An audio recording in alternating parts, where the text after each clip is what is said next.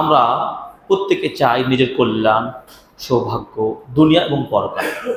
আমাদের জন্য কল্যাণ কামনা করেন আল্লাহর একটা সৃষ্টি আছেন যারা আপনার আড়ালে আমার অজানায় আমার জন্য আল্লাহর কাছে ক্ষমা প্রার্থনা করেন, দোয়া করেন, যদি আমরা সেই অনুযায়ী কাজ করতে পারি। বিপরীত মুখেই এমন কিছু কাজ যদি সেই কাজগুলো আমরা না করি বা অপরাধমূলক কাজের সাথে আমরা জড়িত থাকি, তাহলে আমাদের আড়ালে ওই সৃষ্টি কিন্তু আপনার জন্য লাআনতের দোয়া করবে, অর্থাৎ আপনার বিপক্ষে দোয়াটা হয়ে যাবে। এবার বলুন, আমরা কি নিজেদের কল্যাণ চাই? যদি চাই তাহলে জেনে নিন কোন কাজগুলো করলে আমাদের জন্য তারা আল্লাহর কাছে বিশেষভাবে ক্ষমা চাইবে এবং বিশেষভাবে আল্লাহর কাছে দোয়া করবেন, এবং এটা আমাদের জানা দরকার। আমরা মুসলিম, আল্লাহর বান্দা, আমাদের মতো কাজ করব। আল্লাহর যে নির্দেশগুলো দিয়েছেন সাধ্য অনুযায়ী আল্লাহকে ভয় করব। আল্লাহ তাআলাও বলেছেন ফাত্তাকুল্লাহা মাস্তাতা'তুম, তোমরা আল্লাহকে ভয় করো তোমাদের সাধ্য অনুযায়ী। তা বলে আমাদের অলসতা, আলসেমি ভাব বা ছেড়ে দেওয়া, ইচ্ছা অনুযায়ী করা অথবা না করা, এই সুযোগ কিন্তু নেই। সাধ্য কিন্তু আপনাকে প্রয়োগ করতে হবে। কারা আমার আপনার জন্য আড়ালে আল্লাহর কাছে দোয়া করেন? তারা হলেন আমাদের চাইতে ভিন্ন একটা সৃষ্টি, আল মালাইকা, ফেরেশতাগণ। ফেরেশতাগণ আল্লাহর নিকট আমার চাইতে বেশি কাছের। আমরা মানুষ, আমাদেরকে আল্লাহ উত্তম আদর্শ, উত্তম কিছু নীতি বৈশিষ্ট্য দিয়ে সৃষ্টি করেছেন। এই মর্যাদা সত্যিকার সত্য, কিন্তু আল্লাহর কাছাকাছি খুব নিকটে থাকেন ফেরেশতাগণ, এবং তাদের সম্পর্কে বলা হয়েছে তারা জুনুদ আল্লাহ, আল্লাহর বাহিনী, এবং তাদের সংখ্যা কত বেশি কেউ জানে না। লা ইয়ালামু ইল্লা হুয়া, আল্লাহ ছাড়া কেউ জানেন না। সেই ফেরেশতাগণ যদি আপনার জন্য দোয়া করেন, দোয়া কবুল হয়ে যাবে। বিপরীত মুখে এই কথাকে প্রমাণ করার জন্য একটা হাদিস দিয়ে শুরু করলে পরিষ্কার হবে। সর্বাধিক হাদিস বর্ণনাকারী সাহাবী আবু হুরায়রা রাদিয়াল্লাহু তাআলা আনহু, তিনি বলছেন, রাসূল সাল্লাল্লাহু আলাইহি ওয়াসাল্লাম বলেছেন, ইযা বাতাতিল মারআ হাজিরাতান ফিরাশা জাওজিহা লাআনাতহাল মালাইকাতু হাত্তা তুসবিহা। কোন স্ত্রী যদি তার স্বামীর সাথে কোনো মনোমালিন্য হওয়ার কারণে বা পরস্পরের দ্বন্দ্ব হওয়ার কারণে সাময়িকভাবে একটি রাত যদি বিছানা পরিবর্তন করে রাত্রি যাপন করেন, স্ত্রী তার স্বামীর বিছানায় না থেকে যদি ভিন্ন বিছানায় সেটি অবস্থান করেন, সকাল পর্যন্ত আল্লাহর ফেরেশতারা তার জন্য লাআনতের দোয়া করে। নাউজুবিল্লাহ। তার মানে কি, এই কালচার, এই আদর্শটা গ্রহণযোগ্য নয়। স্বামী স্ত্রীর মধ্যে বিবাদ হতে পারে, সেটা সমন্বয় করে অবশ্যই তাদের যে দৈনন্দিন যেভাবে দিন অতিবাহিত করেন, যেভাবে তারা রাত যাপন করেন, সেভাবেই থাকতে হবে। এই কথা দ্বারা প্রমাণ হয় যে ফেরেশতা আপনার বিপক্ষেও দোয়া করবে, আপনার পক্ষেও দোয়া করবে। কাদের জন্য ফেরেশতা স্পেশাল আল্লাহর কাছে দোয়া করবে? এমন প্রায় 15টি শ্রেণীর মানুষ রয়েছে।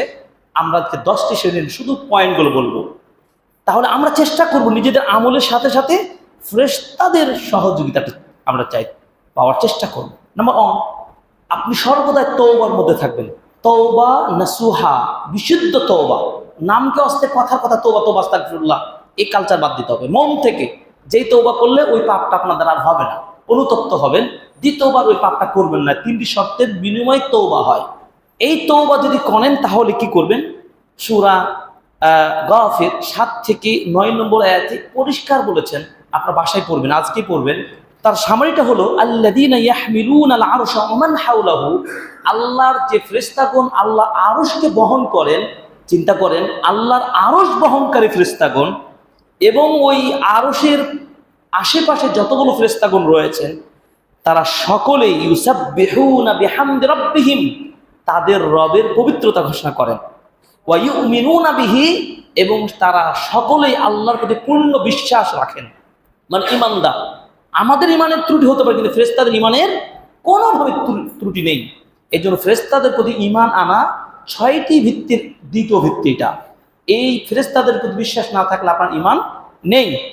তো সেই ফেরেশতারা কি করে দেখুন, ওয়া ইয়াস্তাগফিরুনা লিল্লাযীনা আমানু রাব্বানা, যারা ঈমানদার বান্দা তাদের জন্য রবের কাছে স্পেশালভাবে ক্ষমা প্রার্থনা করে। সুবহানাল্লাহ, ঈমানদার বান্দাদের জন্য।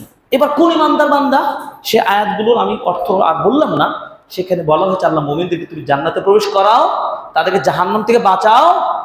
এর চাইতে আর সাফল্য পরকাল আর কিছু আছে? যে ফেরেশতাগণ সরাসরি আল্লাহর কাছে সুপারিশ করেন এবং ক্ষমা চান।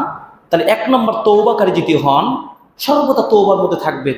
হতে পারে আপনার মৃত্যু যে কোনো মুহূর্তে, আপনার অন্যায় হয়েছে কথা কাজে, পরিকল্পনা, চিন্তা চেতনা, ধ্যানে ধনে আপনার একটা অন্যায়ের মধ্যে আপনি রয়েছি। এই তওবা করলে আল্লাহ সেটা কি করবেন? মাফ করে দেবেন।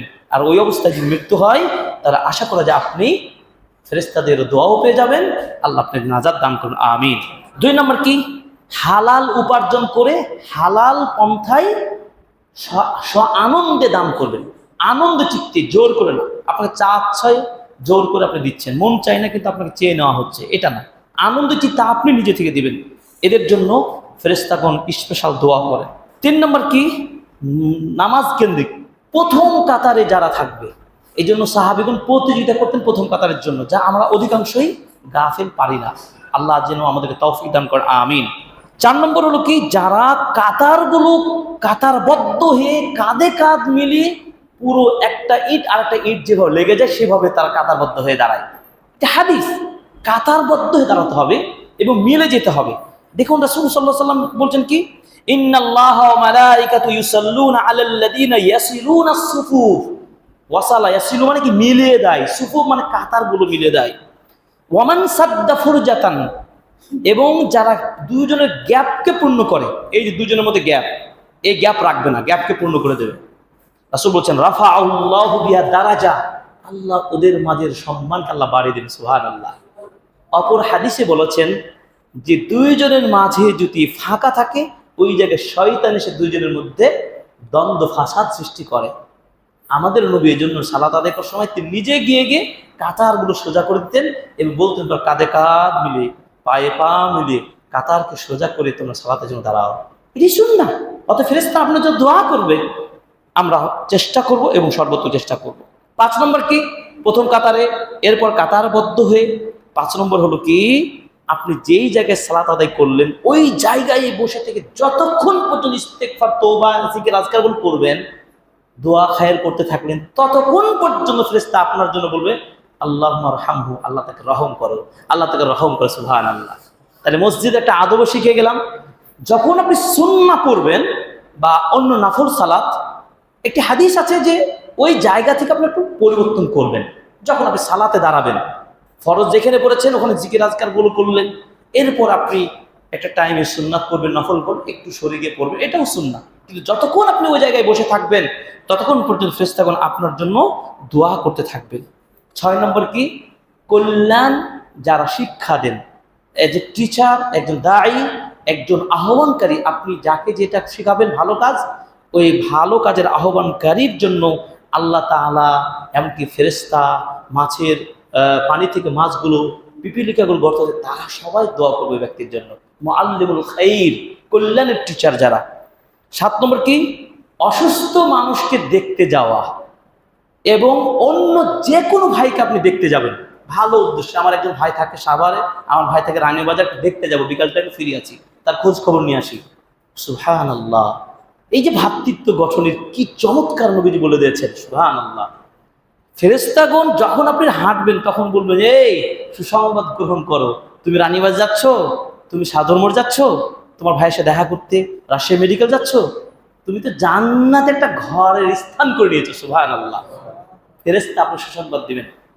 আল্লাহু আকবার। আমরা এটা চেষ্টা করব। 8 নম্বর হলো কি? যে অনুপস্থিত আড়াল থেকে আপনার ভাইয়ের জন্য দোয়া করবেন, কারণ আপনি জানেন না কার দোয়াতে কার কবুল হয়ে যাবে। এজন্য আপনি আপনার প্রিয়জন সৎ ইমানদার ব্যক্তির কাছে আড়ালে দোয়া চাইবেন। ভাই আপনি মদিনাতে আছেন, আমার জন্য দোয়া করবেন, আমার ছেলের জন্য করবেন। যার যার সাথে যেরকম সম্পর্ক, তাও সৎ নির্ভেজাল ভালো মানুষের সাথে সুসম্পর্ক গড়ে তুলবো, আমরা সবাই ভালো মানুষ হয়ে যাব, এই দোয়াটা কবুল হয়ে যায়। এবং ওই দোয়া নিজের জন্য যেমন কল্যাণ হবে, যার জন্য দোয়া করে তার জন্য আল্লাহ দোয়াটা কবুল করেন, সুবহানাল্লাহ। 9 নম্বর হলো কি? সাহারি খাওয়ার সময় সাহারিকে ইফতার সিয়াম রাখেন, ওই তখন ফেরেশতা ওই সুহুর খাওয়া যারা খায় তাদের জন্য দোয়া করেন। 10 নম্বর কি? সর্বশেষ হচ্ছে মোরগের ডাক যখন আসে তখন দোয়া কবুল হয় এবং ফেরেশতাগণ পর্যন্ত আপনার জন্য ক্ষমা চায়। সুবহানাল্লাহ। মোরগের ডাক, তো এটা তো আমাদের শহরে খুব কম, তো চেষ্টা করবেন আপনারা এটা আপনাদের বাড়িতে রাখার চেষ্টা করবেন, এটি ভালো এবং অর্থই সঞ্চয়ের একটা মাধ্যম। তাই আমরা আজকে ছোট্ট হাদিস যদিও, কিন্তু আপনাদের সামনে চেয়েছিলাম যে আমরা নিজেদের আমল করার সাথে সাথে আমরা যেন ফেরেশতাদের দোয়া পাই, তাদের মাধ্যমে আল্লাহর নিকট যেন আমাদের ক্ষমাটা পাই। এর জন্য আমরা ফেরেশতা থেকে সাবধান থাকবো। সাবধান মানে ফেরেশতা কিন্তু সব কিছু আমাদের রেকর্ড করছেন, সব দেখছেন।